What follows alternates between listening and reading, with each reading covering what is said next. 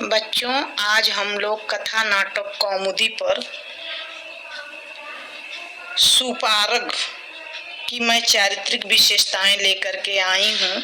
Lesson का नाम है धैर्य धना ही साधना, अर्थात धैर्य धारण करना ही माने होता है, क्योंकि साधना माने साधन होता है। यानी धैर्य एक ऐसा साधन है जो धन से बढ़ करके है। यानी धैर्य धन के समान ही साधन है, या ऐसे भी कह सकते हैं, इसको कई रूप में हम प्रस्तुत कर सकते हैं कि धैर्य धन ही या धैर्य रूपी धन ही सबसे बड़ा साधन है। इसमें सुपारग वह बोधिसत्व रहता है, जैसा कि आप लोग जान रहे हैं कि एक दिन मैं बताई भी थी आप लोगों को क्लास में कि बोधिसत्व किसे कहते हैं। ये बोधिसत्व पाली भाषा में है। बोधिसत्व का अर्थ होता है बंदर, जबकि यह बोधिसत्व से आशय यह है कि गौतम बुद्ध के बारे में जो कुछ भी बोधिसत्व में स्थापित किए जाते हैं वो बोधिसत्व नाम से ही वहाँ उनके मैटर इकट्ठे कर दिए जाते हैं। तो बोधिसत्व यह सुपारग रहता है। बोधिसत्व से मतलब क्या है कि बोधिसत्व अर्थात बौद्धिक धर्म को मानने वाला एक सुपारग नामक व्यापारी रहता है। उसी की मैं चारित्रिक विशेषताएं आप लोगों के सम्मुख प्रस्तुत करने जा रही हूँ।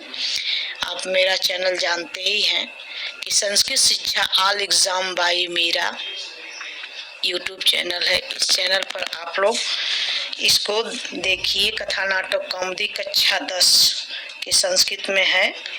इसमें देखिए, मैं आज ही सुपारग के बारे में कुछ चारित्रिक विशेषताओं का वर्णन करने जा रही हूँ।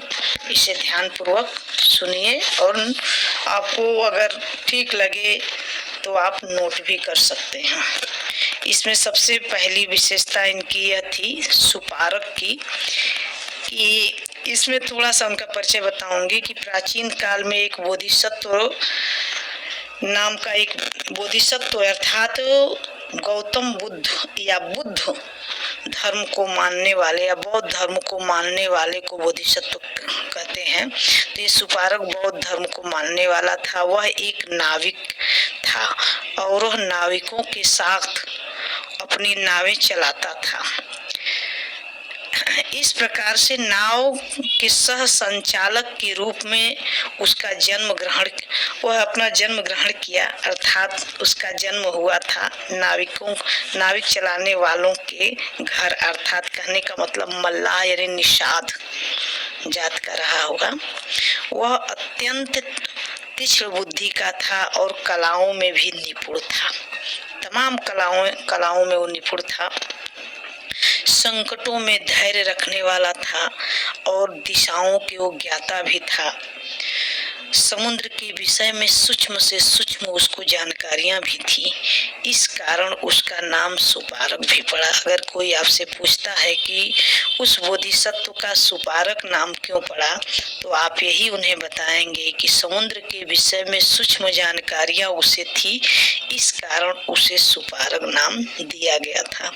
अब उसकी चारित्रिक विशेषताएं हैं, 6 इनकी चारित्रिक विशेषताएं हैं। उसे ध्यान से सुनिए, इसके बारे में बताने जा रही हूँ। अब है यहाँ समुद्र यात्रा का ज्ञाता, यानी जो सुपारग था उसे समुद्र यात्रा का ज्ञान था।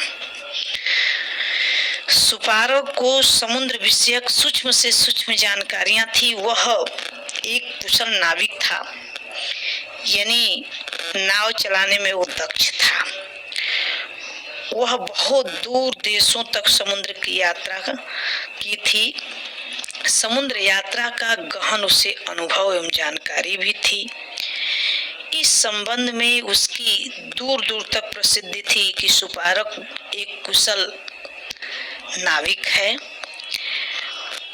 उनकी दूर देशों की समुद्र पार की जानकारी के कारण ही उसका नाम सुपारग पड़ा था। उस सुपारग को समुद्र यात्रा होने वाले कष्टों को पूर्ण जानकारी भी थी। वह जान लेता था कि समुद्र यात्रा के दौरान कौन कौन सी जानकारी रखनी है या रास्ते में कौन सा कष्ट आएगा, उसे उसकी पूर्व जानकारी थी। वह अशक्त और वृद्ध, एक वृद्ध वसुपारक था। वह अशक्त और वृद्ध होते हुए भी वह व्यापारियों के साथ यात्रा पर जाते थे और प्रत्येक विपत्ति में वह उन सभी यानी अपने दोस्तों जो उसके साथ नाव चलाते थे उनका वे साथ देता था। कौन देता था बच्चों? सुपारक। अब दूसरी विशेषता इसकी क्या थी? चारित्रिक विशेषता, उदार हृदय वाला था। कौन? सुपारक, जो बोधिसत्व था अर्थात बौद्ध धर्म को मानने वाला था। वह सुपारक उदार हृदय वाला भी था। सुपारक उदार हृदय वाला व्यक्ति तो था ही, वह प्रार्थना करने वाले को प्रार्थना अवश्य स्वीकार कर लेते थे। एक बार की बात है कि भरुकच्छ से आए हुए व्यापारियों उसके नाव के साथ चलने की प्रार्थना किए थे। किसके साथ? तो सुपारक के साथ। कौन प्रार्थना किया था? तो भरुकच्छ एक स्थान था, वहीं से आए हुए कुछ व्यापारी थे, जबकि सुपारक क्या था? वृद्ध था। फिर भी उन यात्रियों की यानी उन व्यापारियों की प्रार्थना को स्वीकार कर लिया। कौन कर लिया था? सुपारक नामक बोधिसत्व ने यात्रा को स्वीकार कर लिया। ठीक है, कोई बात नहीं है, मैं चलूंगा, जबकि वो वृद्ध था। ठीक। फिर क्या हुआ कि अशक्त और वृद्ध होते हुए भी वह उनकी प्रार्थना को स्वीकार करके और उनके साथ प्रस्थान भी करते हैं। कौन? सुपारक। इससे सुपारक की उदारता प्रकट होती है कि वह अशक्त होने पर, वृद्ध होने पर भी जरा सा भी उनके अंदर आलस्य नहीं था, वह उदार व्यक्ति था। बच्चों, अब तीसरी विशेषता इनकी थी साहसी। कौन साहसी था? सुपारक। उसके अंदर साहस था। वृद्ध होने के बाद भी वह साहस का परिचय देता था। सुपारक एक अत्यंत साहसी व्यक्ति था। वे भयंकर से भयंकर समुद्र की यात्रा करने में भी साहस नहीं छोड़ते थे। कौन नहीं छोड़ते थे? सुपारक। व्यापारी जब अपने जीवन से पूर्णतः निराश हो जाते थे तब भी यह साहस भरता था। कौन? सुपारक।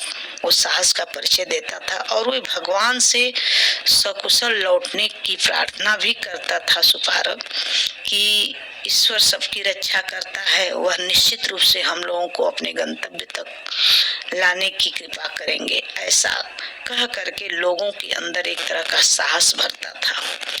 वे अपने पूर्ण बल और अहिंसा के बल से जहाज को भरुकच्छ लौटा लाते थे। जिस भी अहिंसा के बल पर, अहिंसा माने अहिंसा से मतलब क्या होता है आप लोग जानते ही होंगे, किसी की हिंसा न करना, यानी किसी की जान न लेना, किसी को न मारना काटना, उसे हम अहिंसा कहते हैं। तो वह अहिंसा के बल पर वह जहाज को भरुकच्छ लौटा लाते हैं। कौन लौटा लाते हैं? तो सुपारक नामक जो साहसी यात्री था, व्यापारी था, वही लाता है। फिर है अगली इनकी विशेषता है दयावान। सुपारक उच्च कोटि के दयावान हैं।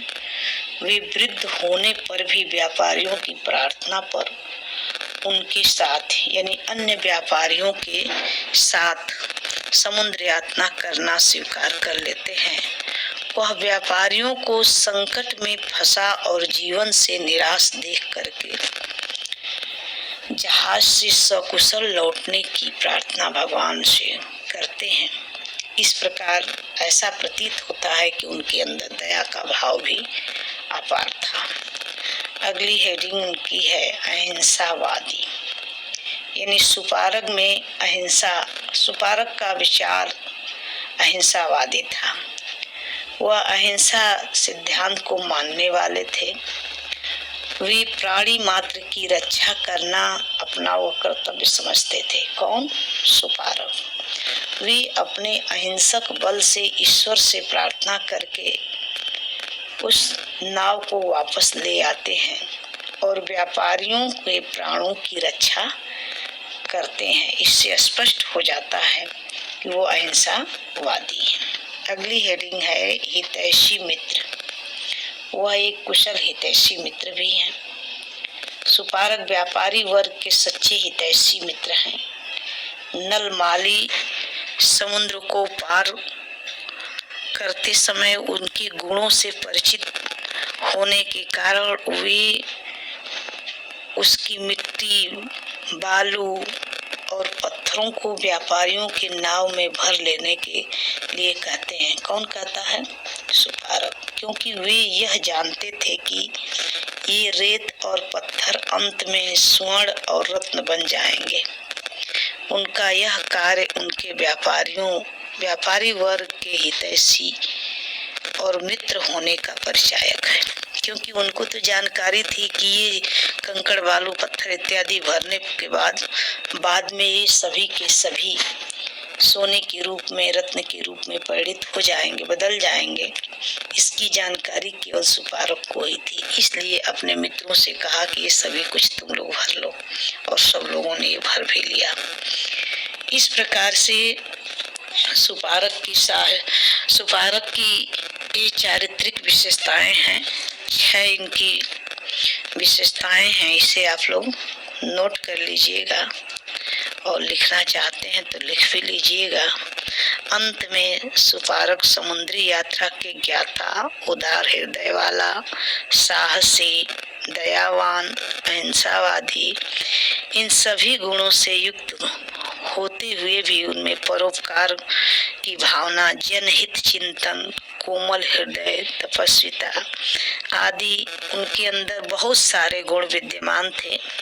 निश्चय ही सुपारक का चारित्रिक जीवन एक आदर्श चरित्र की भांति था। इस प्रकार से सुपारक की चारित्रिक विशेषताएं हैं। आप लोग इस वीडियो को कई बार सुनिएगा, याद हो जाएंगी। और मोटी मोटी हेडिंग भी अगर आप नोट कर लेंगे तो निश्चित रूप से आपको